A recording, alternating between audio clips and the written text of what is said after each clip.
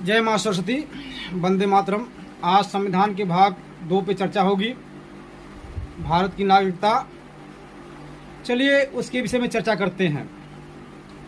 अब होता है अनुच्छेद 5 से 11 तक है, उसके बाद आगे पढ़ेंगे फिर नागरिकता के बारे में जो उसके संशोधन हुए हैं। चलिए अब अनुच्छेद 5 से 11 के बारे में आज हम चर्चा करेंगे। तो अनुच्छेद 5 हमारा क्या कहता है इसके बारे में आप जानिए। अनुच्छेद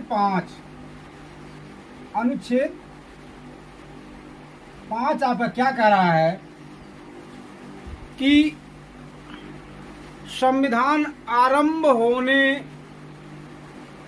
पर,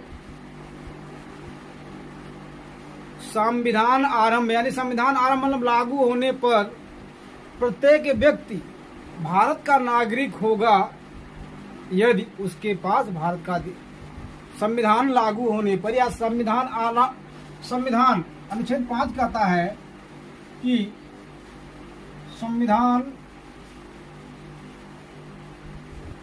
आरंभ या लागू होने पर, संविधान लागू होने पर प्रत्येक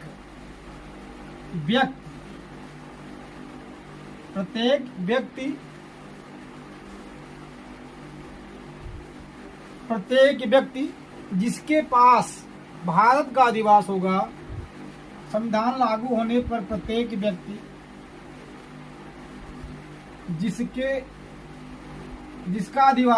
व्यक्ति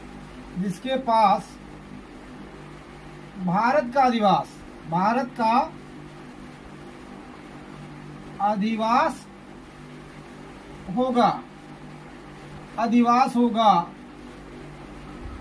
संविधान लागू होने पर प्रत्येक व्यक्ति जिसके पास भारत का अधिवास होगा वह भारत का नागरिक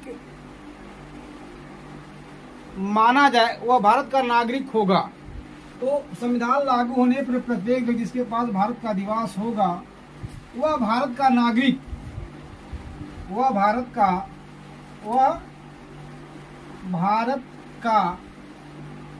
नागरिक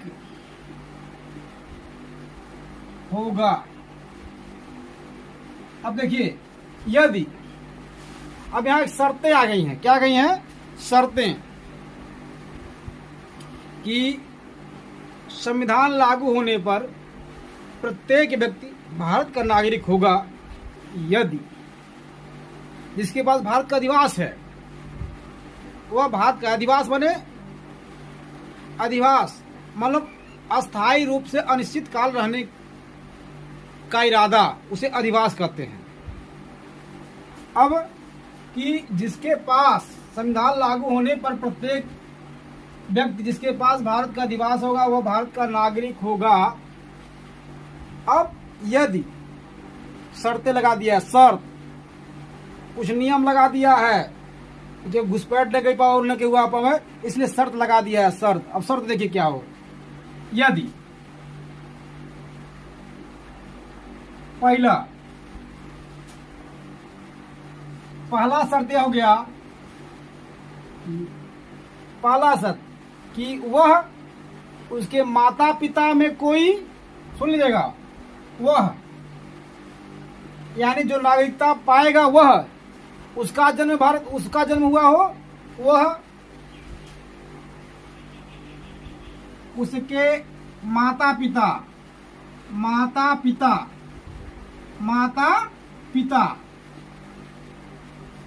और पितामह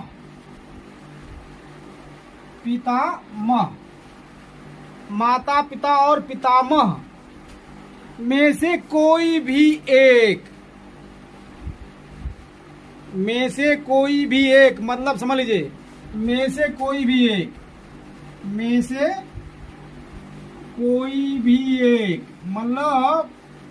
मतलब क्या हुआ? मतलब हुआ कि वह व्यक्ति स्वयं जन्मा होगा तो भारत में, या उसके माता पिता, चाहे पिताजी जन्मल होख है चाहे माई जन्मल होख है, एक जनी को भारत में जन्म होना अनिवार्य है, या पितामह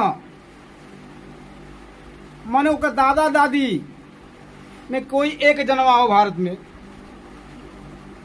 अब कोई एक जन्मा हो तो वह भारत का नागरिक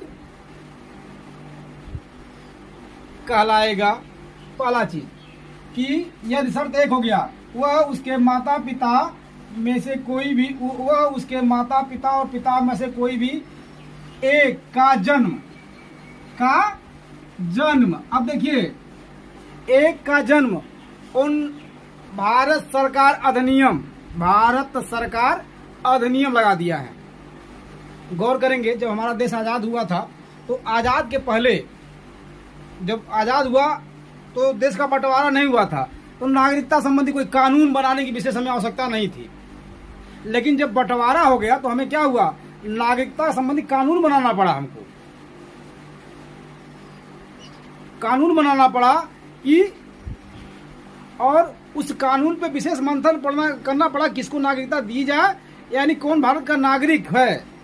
नागरिक वही होगा ना जो भारत के प्रति, संविधान के प्रति विश्वास रखेगा, निष्ठा रखेगा, ईमानदारी रखेगा,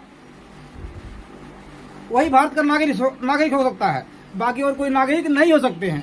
तो संविधान बनाने वालों ने विचार किया कि किसको भारत का नागरिक बनाया जाए, जो भारत के संविधान के प्रति निष्ठा, भारत देश के प्रति निष्ठा जिसकी हो। तो उन्होंने क्या किया, कुछ शर्तें लागू कर दिया, कुछ शर्तें लगाना शुरू कर दिया। चलिए, तो शर्तें क्या हो गई कि वह उसके माता पिता में से कोई एक, वह उसके माता पिता और पितामह में से कोई एक जिसका जन्म कोई भी एक का जन्म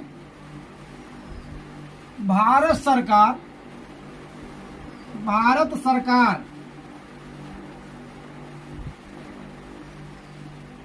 अधिनियम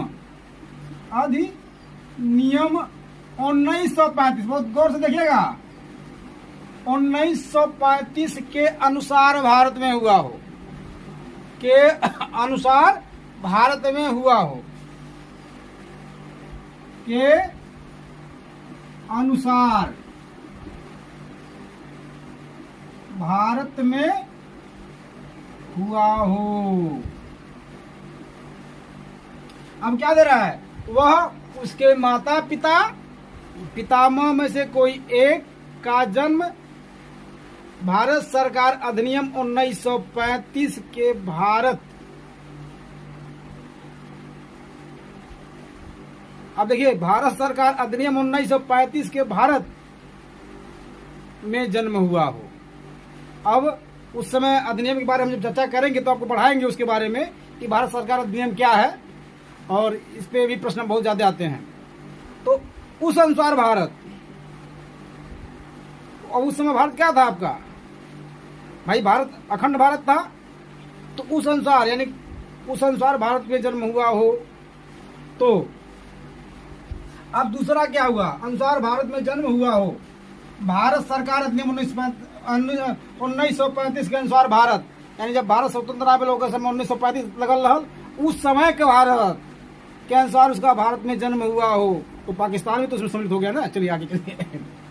अब दूसरा क्या है, दूसरा शर्त लगा दिया क्या कि भारत में जन्म हो गया।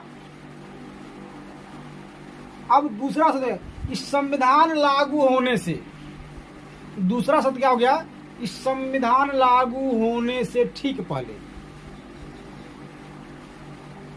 संविधान लागू होने से ठीक पहले संविधान लागू होने से ठीक पहले कम से कम 5 वर्षों तक भारत में रह रहा हो। कम से कम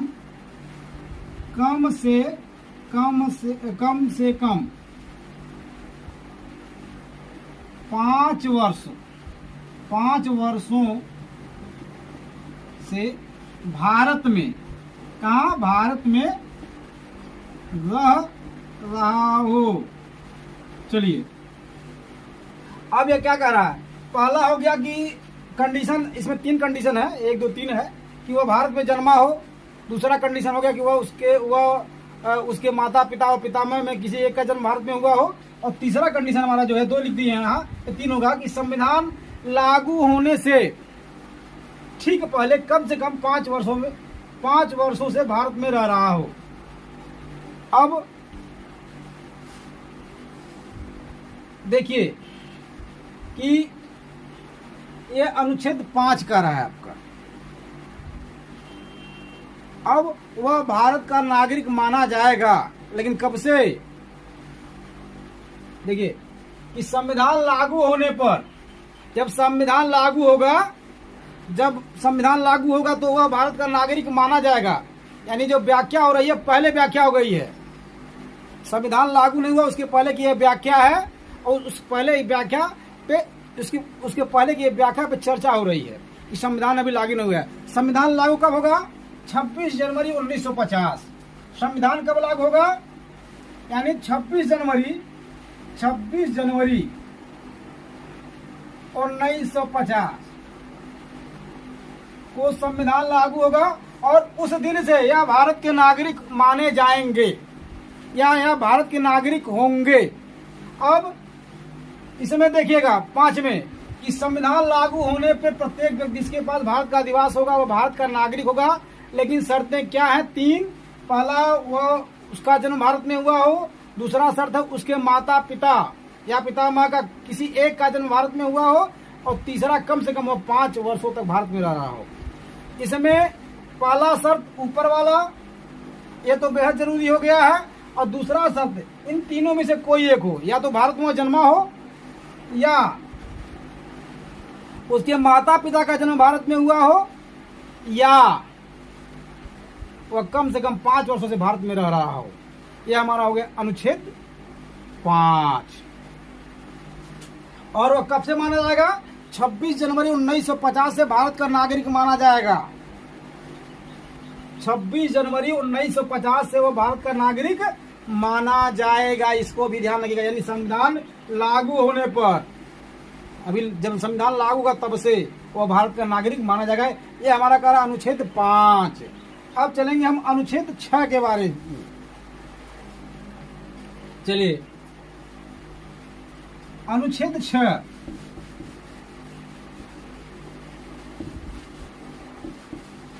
अब अनुच्छेद 5 के बारे में हमने पढ़ लिया है कि भारत का अधिवास डोमिसाइल होना चाहिए। दूसरा चीज क्या होना चाहिए कि भारत में जन्मा हो वह, चाहे उनके दादा माई चाहे उनके दादा दादी भारत में जन्मे हो।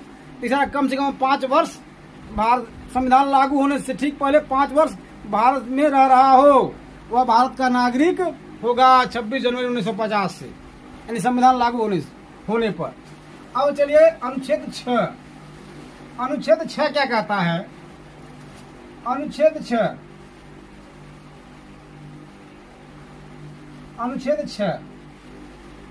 अब अनुच्छेद 6 के बारे में पढ़ेंगे जब हम, तो अनुच्छेद 6 क्या कहता है? तो भाई देखिए, इन नियम क्यों बनाने पड़े? देश हमारा था और देश का हुआ विखंडन, कुछ राजनीतिक कारण, कुछ राजनीतिक कारण था, और कुछ अपने स्वार्थ सिद्धि के लिए जो है देश का ये लोग विखंडन कर दिए। उसमें मेन, जिसे कहते हैं मेन वायरस जिन्ना था। ये भारत पाकिस्तान का टुकड़ा करने में मेन वायरस जिन्ना था। जिन्ना, मोहम्मद अली जिन्ना, जिसने क्या किया कि धर्म के आधार पर मांग किया कि भारत और पाकिस्तान राज्य देश बनाया जाए, और उसने धर्म के आधार पर, यानी मुस्लिम धर्म के आधार से उसने पाकिस्तान बनाने की जो है मांग की, और वह उसी बात पढ़ा रहा है। यानी सबसे बड़ा वायरस जो है जिन्ना था, ठीक है। और जिन्ना वायरस के नाते देश को क्या क्या सहना पड़ा, यानी उसको जिन्ना नहीं कुछ सहा, इस भारत देश के लोगों को क्या क्या सहना पड़ा। पहला, जब भारत देश का विभाजन हुआ तो कुछ लोग उधर बसे हुए थे, कुछ लोग इधर बसे हुए थे। तो एक जनसंख्या इधर से भाग के उधर जा रही थी, और उधर की जनसंख्या भाग के उधर से इधर आ रही थी।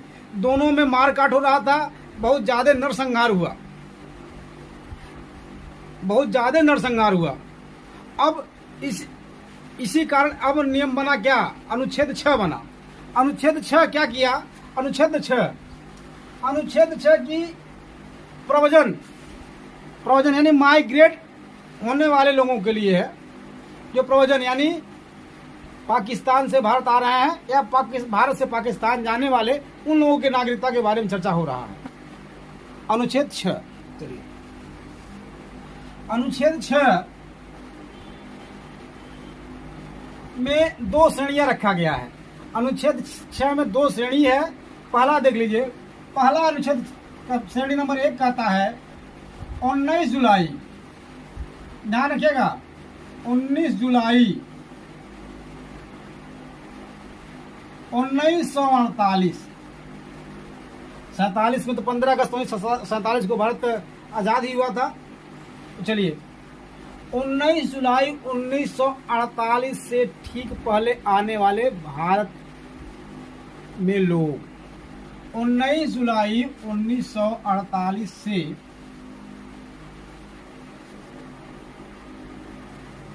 ठीक पहले आने वाले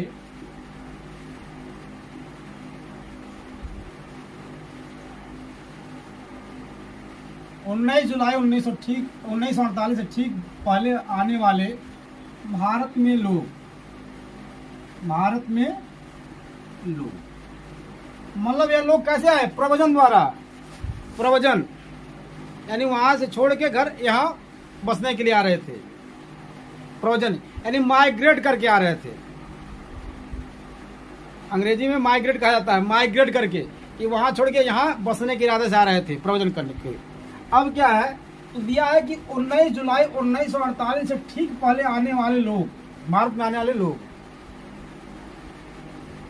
अब उनके लिए नियम बना कि इन्हें नागरिकता दी जानी चाहिए और इनके लिए शर्तें लागू की गई। देखिए अब इनके लिए कौन शर्तें, पहले इनकी शर्त क्या हो गई कि वही जन्म का आधार बना, क्योंकि अविभाजित भारत था, तो वह उनके माता पिता या पितामह में से कोई एक भारत सरकार अधिनियम 1935 के भारत के अनुसार भारत में जन्मा हो। अब देखिए पहला जो हमारा बना, पहला यानी जन्म है कि वह या उसके माता पिता या पितामह अथवा पितामह का जन्म, अभी हमने आपको बताए हैं कि भारत सरकार अधिनियम 1935 के भारत में जन्मा हो, यानी उस समय भारत का टुकड़ा नहीं हुआ था 1935 में, इसलिए उस अधिनियम के अनुसार तो वह या उसके माता पिता या पितामह का जन्म भारत सरकार अधिनियम 1935 के अनुसार अब देखिए क्या कर रहा है कि वह उसके माता पिता या पितामह यानी एक व्यक्ति, कौन एक को व्यक्ति जन्मल है, उसे नहीं मतलब सब जन्मल है, इसे नहीं, सब जन्मल तो ठीक बा, लेकिन कोई एक व्यक्ति का जन्मा हो,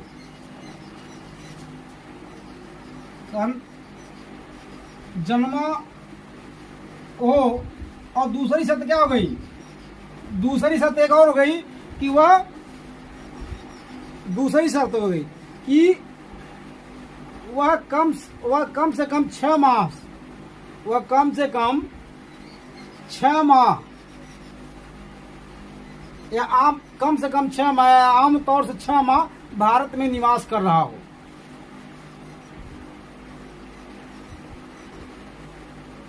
चलिए यहाँ आमतौर लिख देते हैं, आमतौर से 6 माह से भारत में निवास कर रहा हो। देखिए, पहला हमारा शब्द क्या हो गया कि उसके माता पिता व पितामह में से किसी एक का जन्म भारत में हुआ हो, यानी भारत सरकार अधिनियम 1935 के अनुसार भारत में। और दूसरा, आमतौर से वह 6 माह से भारत में निवास कर रहा हो। पर अब देखिए, पर अब यह हो गया आपका अनुच्छेद 6 का चैप्टर 1। अब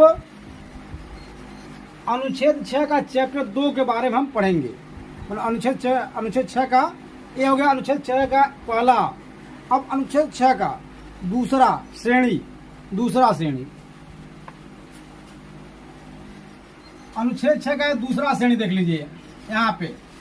ये तो हो गया आपका पहला श्रेणी, इसमें कम से कम 6 माह से भारत में निवास कर रहा हो और भारत में जन्मा हो।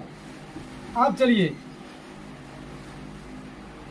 अनुच्छेद 6 का दूसरा श्रेणी यानी दूसरा श्रेणी देख लीजिए, वह क्या कहता है। तो अब क्या है, वो अब यही कह रहा है अनुच्छेद का दूसरा श्रेणी कि भारत में उसका जन्म हुआ हो।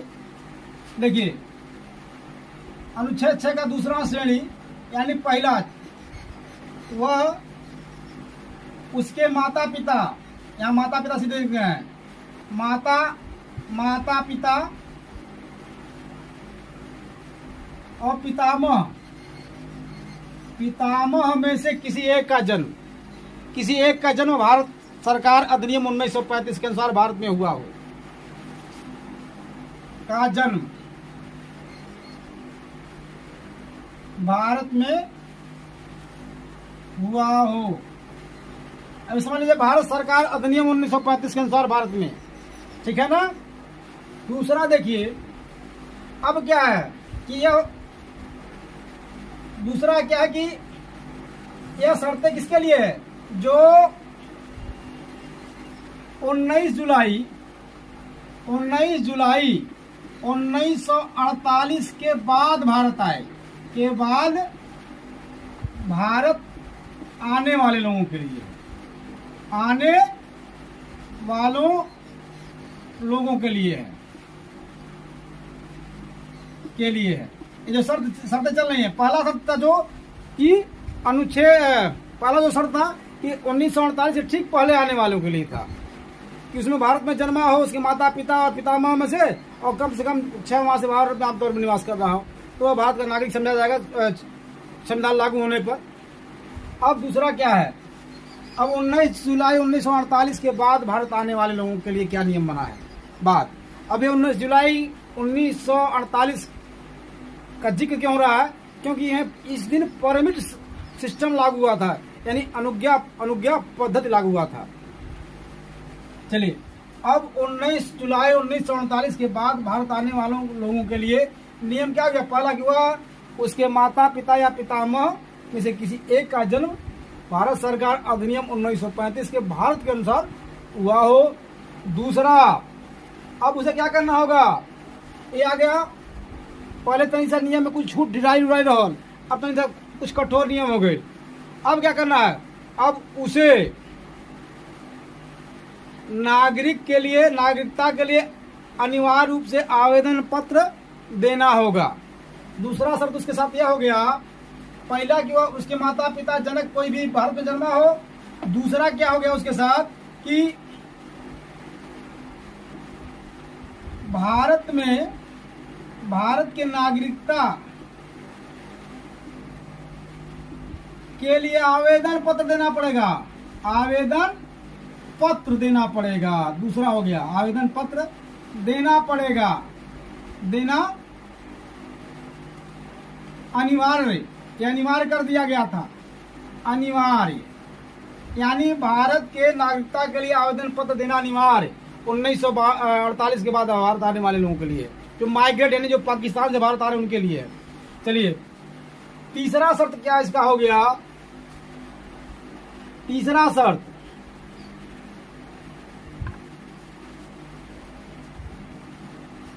कि यह 6 महीने से कम 6 महीने कम से कम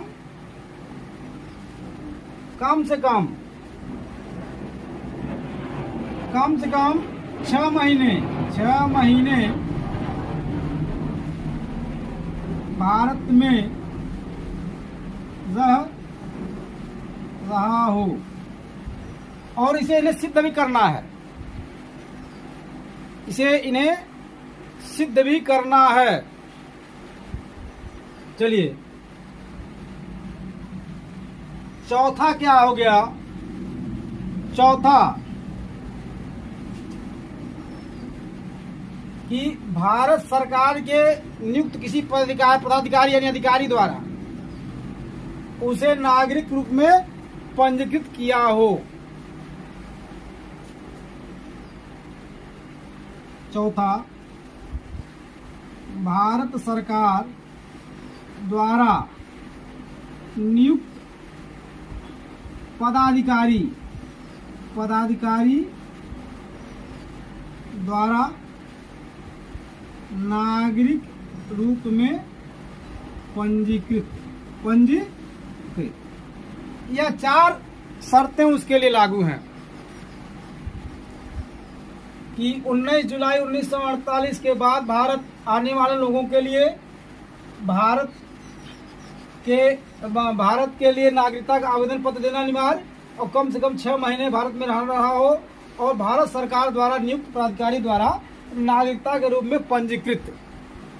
अब 1948 के बाद और 1948 के पहले, चलिए हम यहाँ फिर से इसका जिक्र कर देते हैं, एक बार और इसको देख लीजिए, फिर आगे बढ़ते हैं।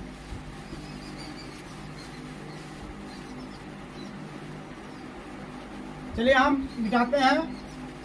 अब देखिए 19 जुलाई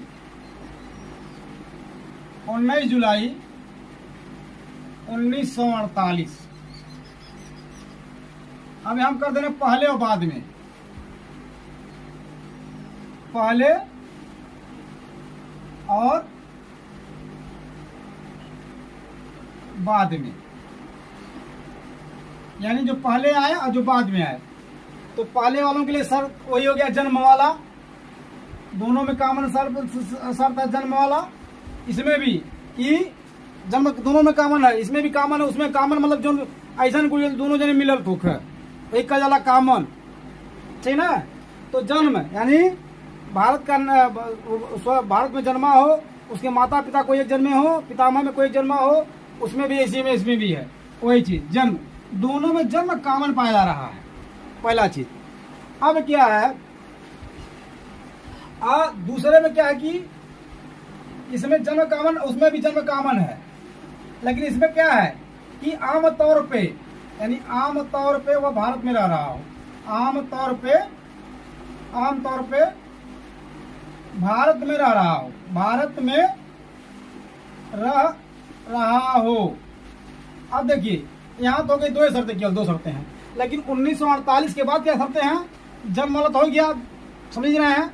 दूसरा शर्त इसका क्या हो गया कि जन्म हो गया। दूसरा शर्त क्या हो गया इसका कि उसे नागरिकता के लिए आवेदन पत्र देना होगा, नागरिकता के लिए आवेदन पत्र देना होगा। कम से कम वो 6 माह तक नागरिकता के लिए आवेदन पत्र देना होगा, क्योंकि नागरिकता के लिए आवेदन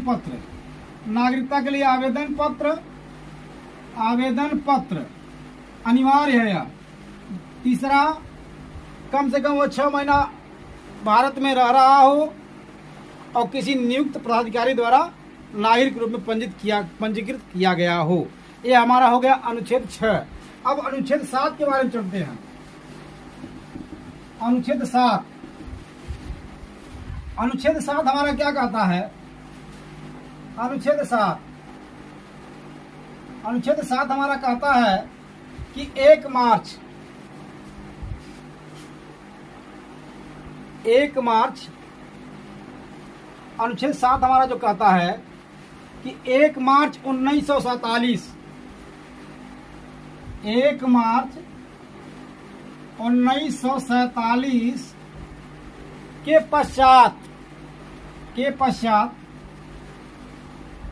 पश्चात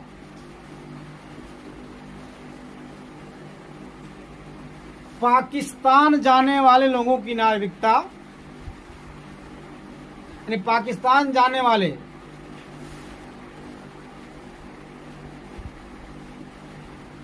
पाकिस्तान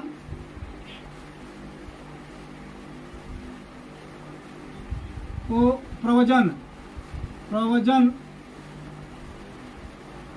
करने वालों की नागरिकता स्वतः समाप्त हो जाएगी। 1 मार्च 1947 के पश्चात पाकिस्तान को प्रव्रजन करने वालों की नागरिकता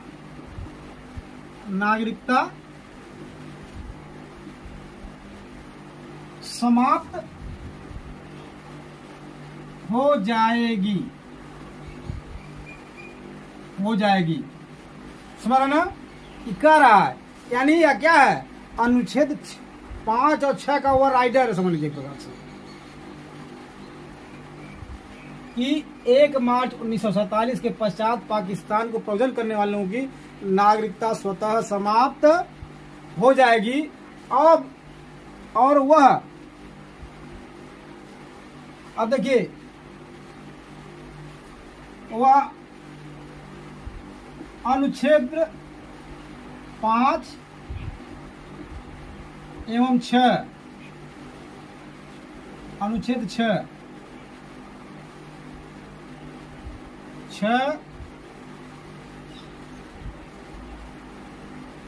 के अनुसार कोई भी दावा नागरिकता के लिए नहीं कर सकते हैं। अनुच्छेद 5 और 6 के अनुसार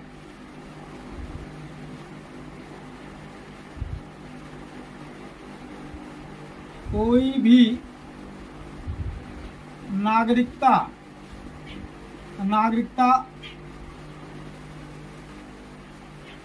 अनुच्छेद 5 और 6 के अनुसार कोई भी नागरिकता संबंधी दावा नहीं कर सकते हैं। संबंधी दावा नहीं कर सकते हैं, यानी क्या हो गया, ये हो गया अनुच्छेद 5 और 6 का ओवर राइडर हो गया अनुच्छेद 7, कि अनुच्छेद 5 और 6 के अनुसार आप दावा ना कि हमें भारत का नागरिक करा, हम अनुच्छेद 5 के अनुसार भारत का अधिवास व्यवहार नहीं, कुछ नहीं चलेगा, खत्म आपका। अनुच्छेद 6 के अनुसार कि नहीं, हम पाकिस्तान से प्रव्रजन करके आ रहे हैं, नहीं, कुछ नहीं, अब आपका यहाँ कोई बस नहीं चलेगा, अब आपकी नागरिकता खत्म हो गई। चलिए अब चलेंगे अनुच्छेद 8 के बारे में।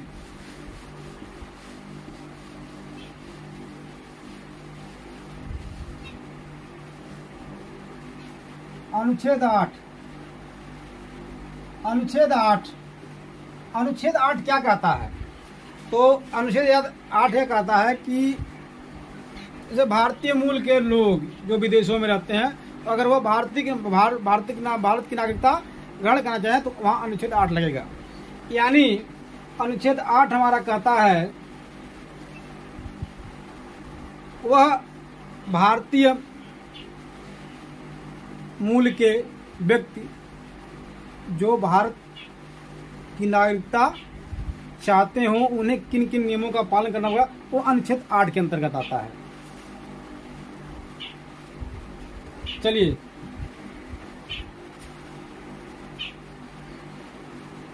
तो अनुच्छेद 8 कहता है विदेशों में रह रहे भारतीय मूल, समझिए जब रह रहे हैं तो विदेशों में रह रहे, यहाँ भारतीय लिख देते हैं, भारतीय मूल, विदेशों में रह रहे भारतीय मूल के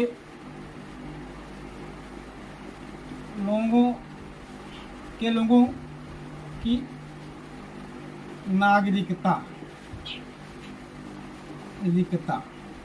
अब विदेशों में जो रह रहे हैं भारतीय, उनके लिए नागरिकता है, उनके लिए क्या आधार है, उनके लिए क्या सिस्टम है।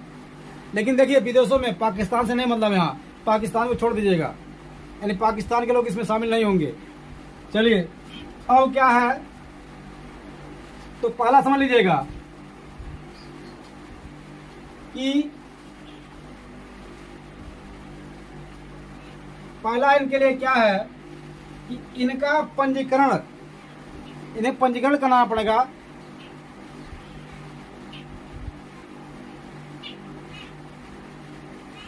पंजीकरण भारत के राजनयिक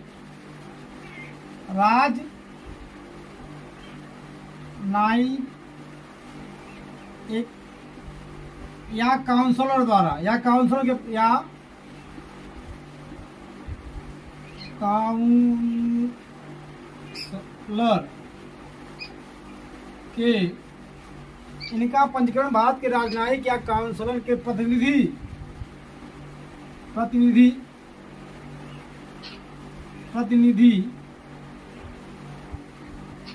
द्वारा पंजीकृत किया गया हो, पंजीकृत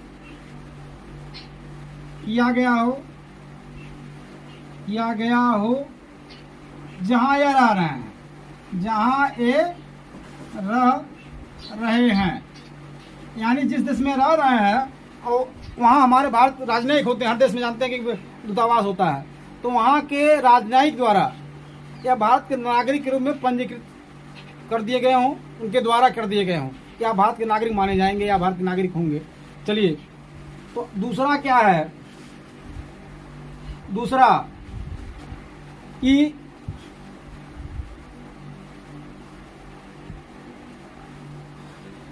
इनका पंजीकरण भारत के राजनयिक द्वारा हो गया, काउंसिल के प्रतिनिधि द्वारा किया गया हो। दूसरा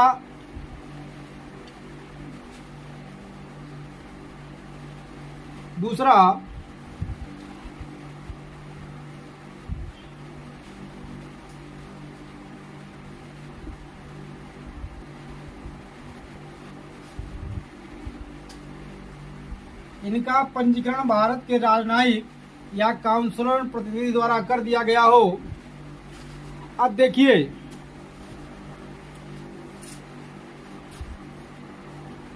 कि इससे जो हमारा प्रश्न उठता है, इसमें कभी कभी इस तरह के प्रश्न हो सकते हैं कि इसे नागरिकता किसको मिलती है, पहले जान लीजिएगा यह कि नागरिकता किसको मिलती है और नागरिकता के क्या फायदे हैं।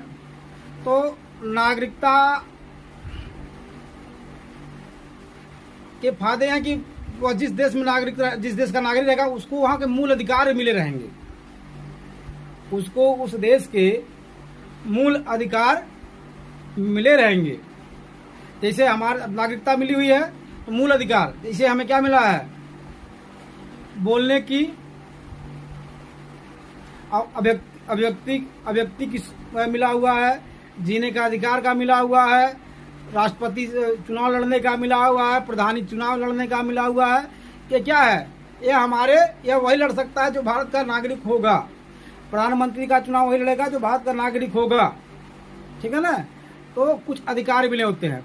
अब कि पंजीकरण भारत के राजनयिक या काउंसलर के द्वारा किया गया हो, इतना ही इसमें काफी है। चलिए अब आगे चलते हैं अनुच्छेद 9 के बारे में। अनुच्छेद 9, अनुच्छेद 9, अनुच्छेद 9 हमारा क्या कहता है कि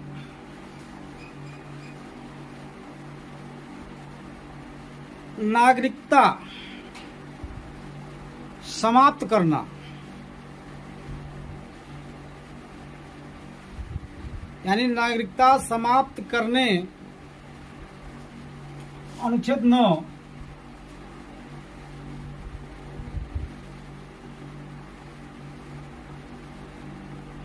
नागरिकता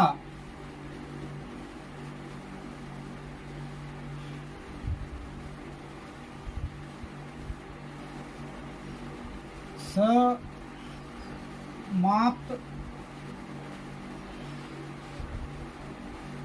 यानी नागरिकता समाप्त करता है अनुच्छेद 9। वह क्या है कि नागरिकता समाप्त करने का, यानी कोई व्यक्ति हो वह किसी राज्य का नागरिकता स्वतः अर्जित कर लिया हो, तो नागरिकता समाप्त अनुच्छेद 9 किसी व्यक्ति द्वारा किसी अन्य राज्य का, किसी व्यक्ति द्वारा किसी अन्य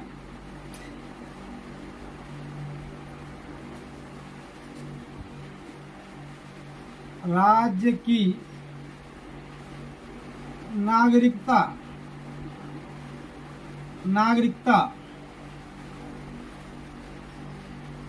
अर्जित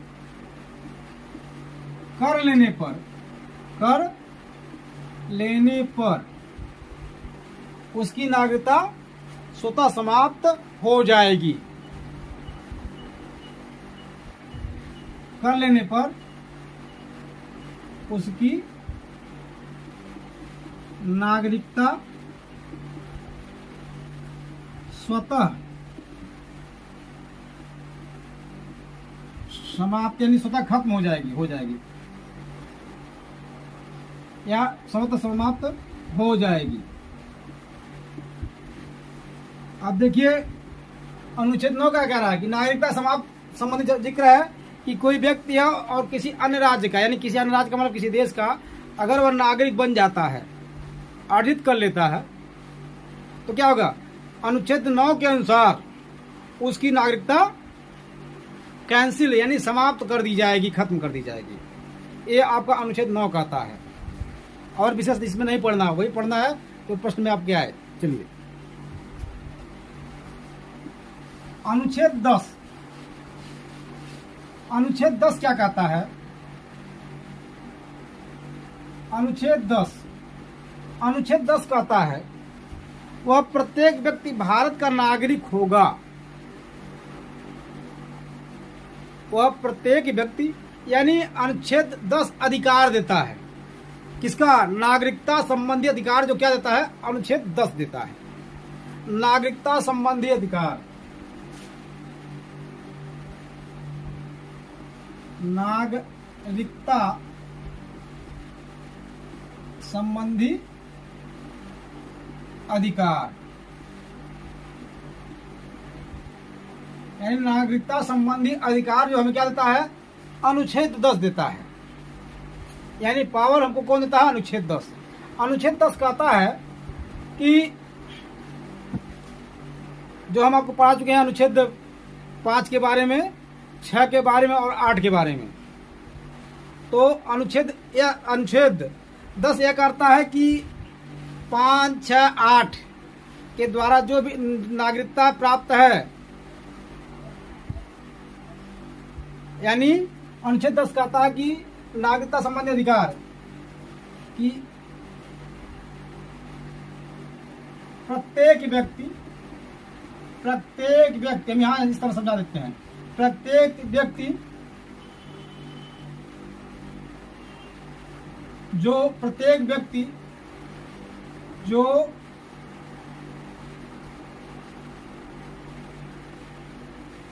जो उपर्युक्त जो पढ़ा चुके हैं, मतलब कि प्रत्येक व्यक्ति जो भारत की नागरिकता, अब यहाँ संबंधी लिख देते हैं, प्रत्येक व्यक्ति जो भारत की नागरिकता संबंधी शर्तों पर भारत का नागरिक है, जो प्रत्येक व्यक्ति जो भारत की नागरिकता संबंधी शर्तों पर भारत का नागरिक है, वह भारत का नागरिक माना जाएगा और भारत का नागरिक होगा। वह भारत का नागरिक होगा। वह भारत का नागरिक होगा। अब इसमें क्या है कि बशर्ते, बशर्ते यानी शर्तें, मतलब बशर्ते कर देते हैं हम, बशर्ते बशर्ते बशर्ते यह बशर्ते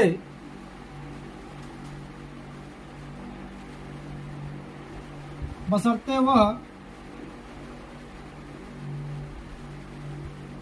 संसद के विधि के अनुसार होगा।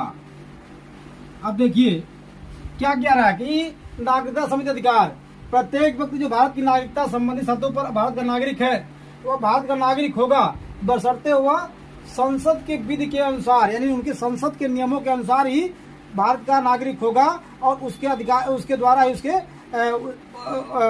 उसको अधिकार मिले हुए हैं। बशर्ते वह संसद के विधि के अनुसार होगा, यानी जो संसद की विधि रहेगी उस अनुसार होगा।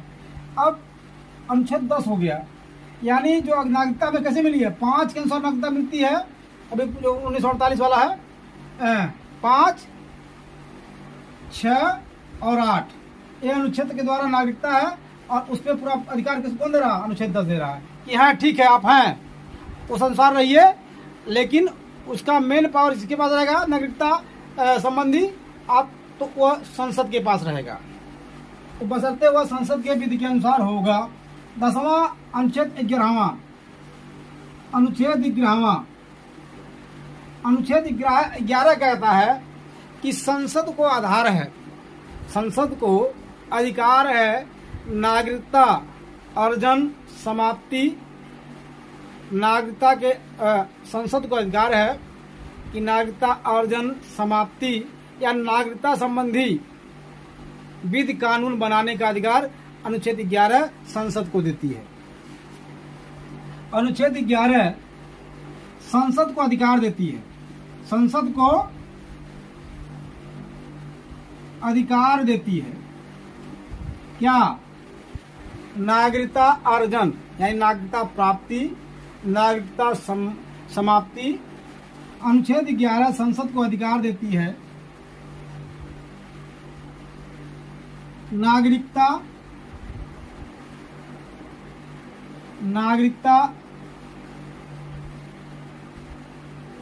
अर्जन समाप्ति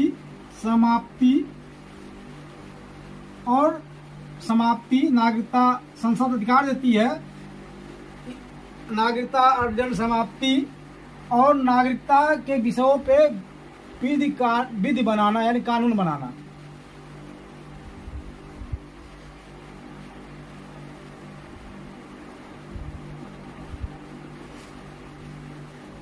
पर कानून बनाना। चलिए मित्रों, हम आज अनुच्छेद के बारे में पढ़े और अगर